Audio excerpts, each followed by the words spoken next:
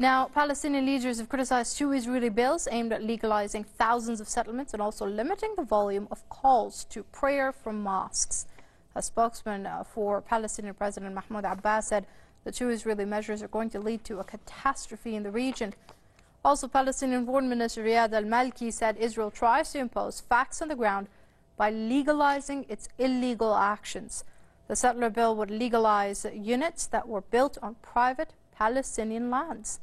The Palestinian landowners would only be allowed to ask for compensation and not the seized land. All Israeli settlements in East Jerusalem, Al-Quds, and the occupied West Bank are illegal under international law.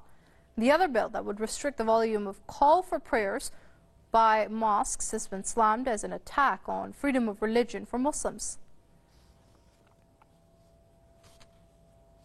Let's speak to Max Igan. He's a radio host and political commentator, and he joins us via Skype from Brisbane. Many thanks for joining us here on Press TV, Mr. Igan. Now, in the words of the Palestinian Foreign Minister Riyad al-Maliki, it seems that Israel is legalizing its illegal actions. What would you say to that? That's exactly what it's doing. This is what Israel always does. And this is what you see countries of Israel's ilk constantly doing when they intervene or interfere with international law. They simply write their own local laws, which they believe will override international law. It is basically legalizing their illegal activities. And again, it's pushing the Palestinians into conflict. You'll see a huge escalation in conflict in the area from this, because this is a huge blow to the Palestinian people.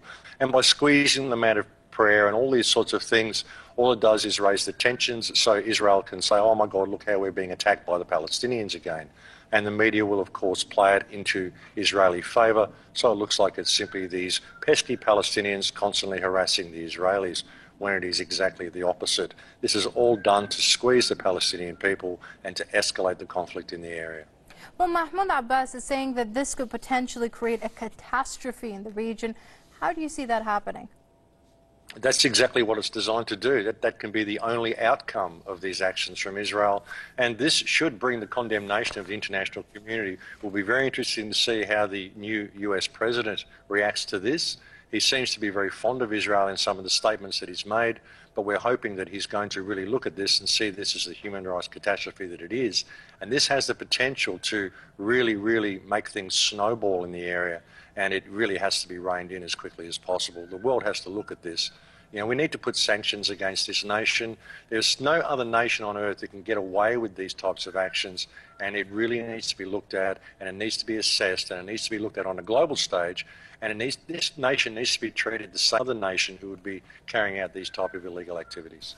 Some prudent words there. That's Max Igan, radio host and political commentator, joining us via Skype from Brisbane. Mr. Igan, it's a pleasure having you with us here on Press TV.